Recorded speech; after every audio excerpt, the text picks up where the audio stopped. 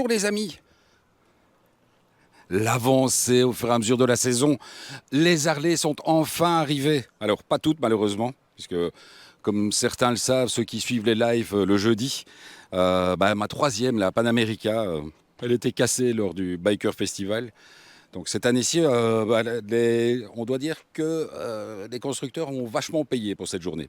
Mais revenons-en à cette Road King.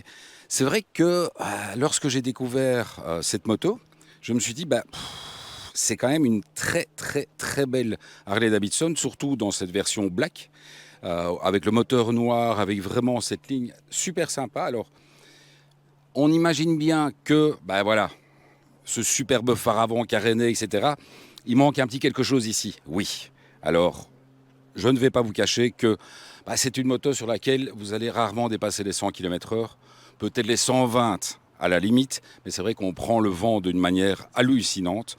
Et ça fait partie des aléas et de la joie de rouler en Harley Davidson. Je peux aussi vous dire que c'est une moto que j'ai depuis pratiquement une semaine maintenant. Et j'ai vraiment des gens qui dégainent leur téléphone pour faire des photos. Parce que c'est vrai qu'elle a ce look qui pour moi est parfait. Il n'y a pas de faux de goût. Tout est beau, tout est élégant. Il y a la finition, Harley Davidson, c'est vraiment du très très beau. Il y a toujours ce bon vieux concept du grand compteur sur le réservoir. Sur celle-ci, vous avez également la jauge à essence qui n'est pas hyper précise, mais en tout cas, elle a le mérite d'exister. Et c'est un très très grand réservoir. Donc vous allez pouvoir vraiment faire de longues étapes dès le moment où votre fessier va tenir le coup. Parce que clairement, ça reste un custom, ça reste deux suspensions arrière, donc deux ressorts arrière. Et c'est vrai qu'elle tape quand même assez vite, d'autant que, vous le voyez à l'avant, il y a ces superbes jantes en aile forgée, ces jantes noires qui sont de toute beauté, avec des pneus qui sont un peu plus taille basse que d'habitude. Et du coup, évidemment, le côté taille basse fait que ça tape pas mal. Alors, revenons-en à l'arrière. Donc, valise, vraiment de grande contenance, d'autant plus que sur celle-ci, vous n'avez pas d'installation, vous n'avez pas de baffle. Donc vous allez récupérer la totalité de la place et vous le voyez, c'est vraiment très très grand. Il y a vraiment moyen de charger d'une manière énorme. Il y a vraiment moyen de prendre parce qu'elles sont vraiment très profondes et très avancées vers l'arrière. Donc partir en voyage avec style de bécane ne pose aucun problème. Il faut imaginer que normalement, sur le nouveau moteur, donc là on est pratiquement sur un 1900, c'est un 1892 si je ne me trompe, ça fait étonnamment 92 chevaux. Ça fait toujours rire de sortir dans 92 chevaux d'un 1900, mais c'est le concept Harley Davidson, donc vraiment énormément de couple à bas régime. Vous allez très rapidement passer en sixième et creuser sur un filet de gaz ou vous allez utiliser ce cruise control qui est hyper agréable, hyper intuitif, c'est très très simple. On appuie, on va vers le haut, on va vers le bas pour régler la vitesse. Et pour le relancer, toujours un petit coup vers le haut et vous êtes reparti.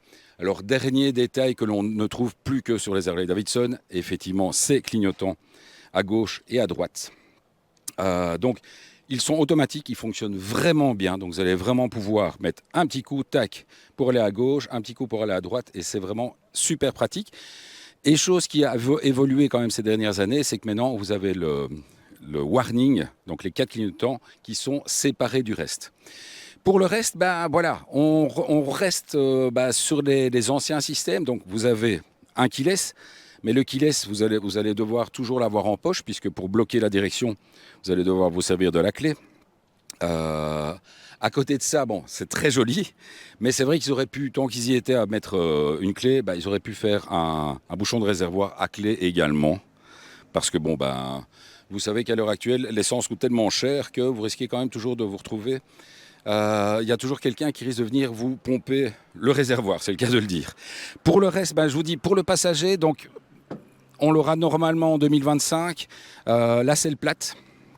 Donc avec la nouvelle évolution, pour l'instant, Harley Davidson continue à faire cette selle bombée vers l'arrière. Donc pour un passager, c'est pas hyper confortable parce que il va devoir vraiment tout le temps s'accrocher. Disons qu'il a l'avantage, comme il y a les valises, de pouvoir vraiment caler sa jambe contre la valise pour éviter d'être catapulté à chaque accélération. Donc c'est un petit peu plus reposant, mais c'est vrai que la première idée, c'est Bien entendu, si vous roulez beaucoup avec, si vous roulez régulièrement avec un passager, investir dans le CC bar.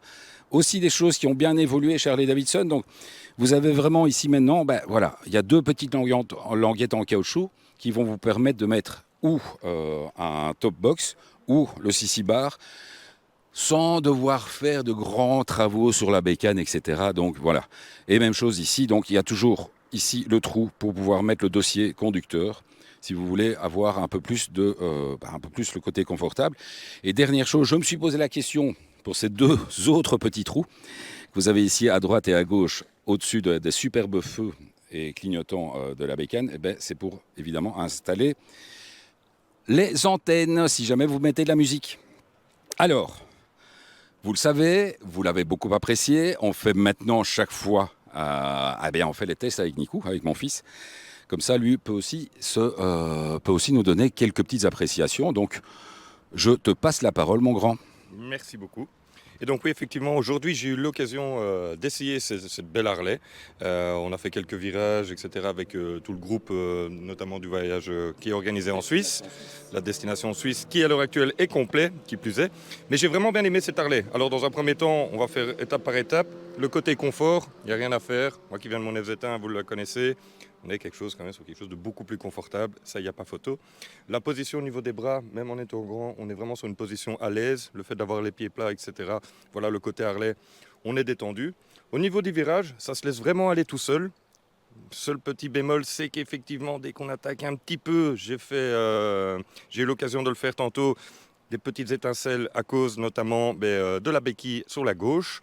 Et effectivement, on voit qu'à droite, le père s'est bien amusé, notamment un peu frotté. Mais voilà, à mon avis, c'était déjà aussi avant. Oui, tout à fait, tout à fait. Et donc, moi, j'ai vraiment bien aimé. Il y a aussi le côté moteur, ce côté couple. Et puis, voilà, on aime bien pour l'instant d'avoir des écrans LCD avec plein d'infos, etc. Là, je trouve qu'on revient sur l'essentiel. On a le contour qu'on peut mettre avec les vitesses, mais on peut paramétrer, modifier avec l'heure ou quoi aux caisses. Et alors, simplement, au niveau de la vitesse. J'ai aussi découvert, en prenant la bécane, un petit mode rain, qui est très sympa. Je me dis, il me dit qu'il y a un petit nuage. Et donc, effectivement, ce petit nuage de base va être activé. Et pour le désactiver, tout simplement, appuyer au niveau du TCT. Et donc, vous voyez, là, il vient de se désactiver. J'appuie, il se réactive. Donc, le mode rain est sympa sur une Harley de cette envergure. Je te refile le micro. Donc, pour terminer, donc, le mode rain, c'est quoi? Il va travailler sur l'ouverture des gaz, il va travailler sur l'ABS, sur le traction control, et donc vous allez avoir une moto avec un couple plus sage, donc ça va éviter que vous ayez des pertes d'adhérence au niveau des pneus, au niveau de l'arrière. D'autant que c'est une moto qui, même avec les pneus d'origine, tient vraiment bien la route. Et je tiens à le préciser parce que c'est vrai qu'avant, les Harley-Davidson avaient cette tendance à être un petit peu à louvoyer, on va dire. Ils avaient aussi tendance à avoir des pneus qui n'étaient pas de très bonnes... C'était des pneus Harley-Davidson, donc c'était fait pour creuser gentiment, mais dès le moment où on voulait un petit peu se faire plaisir, c'était un peu compliqué. Et dernière chose aussi, c'est vrai que ça participe aussi au confort de la moto.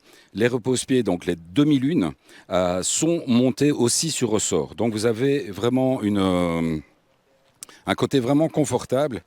Donc il y a la possibilité ici, vous voyez, ça bouge. Et donc c'est encore beaucoup plus confortable. Ils ont un petit peu... Ça, c'est un peu surprenant, mais c'est vrai que ici, au niveau de l'avant, le crash bar est beaucoup moins imposant qu'avant. Alors, c'est toujours pratique pour pouvoir y mettre vos pieds si vous avez envie de faire l'américain et de mettre vos pieds vers l'avant. Mais c'est vrai que comme ils sont plus petits, c'est un peu plus compliqué. Ça permet aussi de mettre des caméras, donc vous allez pouvoir voir effectivement des petites embarquées bien sympathiques. Et il y a le nouveau filtre à air qu'ils ont sorti pour la 114, qui est un filtre à air qui peut être utilisé même par temps de pluie. Alors, il faut savoir que celui-là peut le faire. Maintenant, sur les CVO, avec le filtre à air performance, il est clair que celui-là aspire tellement que vous devez vraiment y mettre une chaussette. Donc, c'est une chaussette que vous recevrez avec la moto. Bon, à 60 000 balles, c'est un peu normal que vous receviez. Mais là, vous devez mettre la chaussette. Alors, ça tombe très bien, soudainement, que je me rappelle de parler du prix. Parce que, voilà, cette moto, comme elle est là, donc il n'y a pas d'option. Enfin, il n'y a pas d'option, en tout cas sur celle-là. Elle coûte un peu moins de 29 000 euros. C'est-à-dire qu'elle coûte 28 900 et quelques. Donc un tout petit peu moins. Et alors pour le plaisir, je vais quand même vous faire écouter le son d'une Harley Davidson d'origine, sans qu'on commence à mettre des pots full bordel, etc. Vous allez voir, c'est très très discret.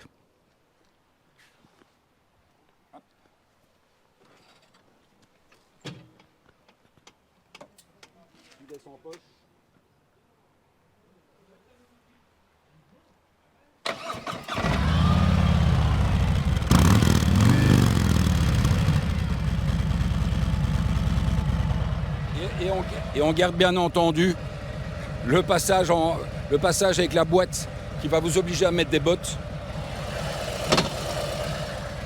Allez, on se retrouve la semaine prochaine les amis pour une autre Harley Davidson. Ciao!